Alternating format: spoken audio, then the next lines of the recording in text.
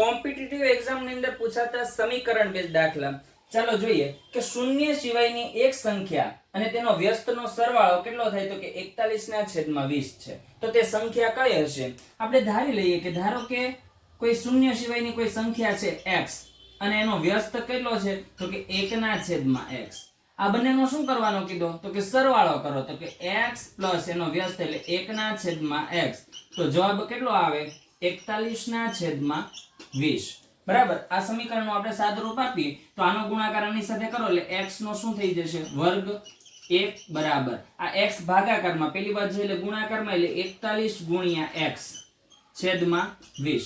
હવે આ ભાગાકારમાં છે પેલી બાજુ એટલે ગુણાકારમાં એટલે બધા સાથે ગુણાઈ જાય એટલે 20 x નો વર્ગ પ્લસ 20 * 20 બરાબર 41x. આ પ્લસ પેલી બાજુ જાય તો માઈનસ એટલે આખું સમીકરણ બની ગયું 20x નો વર્ગ માઈનસ 41x પ્લસ 20 બરાબર 0. બરાબર. આ સમીકરણ. હવે આને આપણે શું પાડવાના છે અવયવ. તો કે પ્રથમ પદ અને અંતિમ પદને જે શું કહેવાય સહગુણક છે એનો ગુણાકાર એટલે 20 * 20 એટલે કેટલા થાય તો કે 400.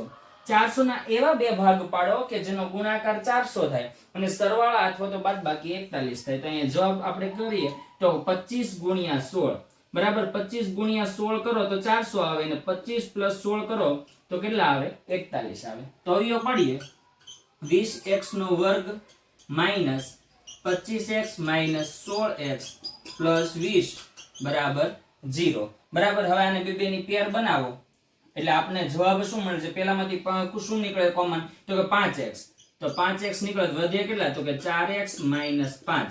બીજામાંથી તો કે માઈનસ 4 તો વધે શું તો કે 4x માઈનસ 5 બરાબર 0. આપણી પાસે બે અવયવ આવ્યા. કયા આવ્યા તો કે 4x માઈનસ 5 અને 5x માઈનસ 4. તો કઈ સંખ્યા હશે તો આપણે બે સંખ્યા મળી x બરાબર 5/4 અને બીજી મળે 4/5. તો કઈ સંખ્યા હશે કાં તો 5/4 હશે કાં તો 4/5.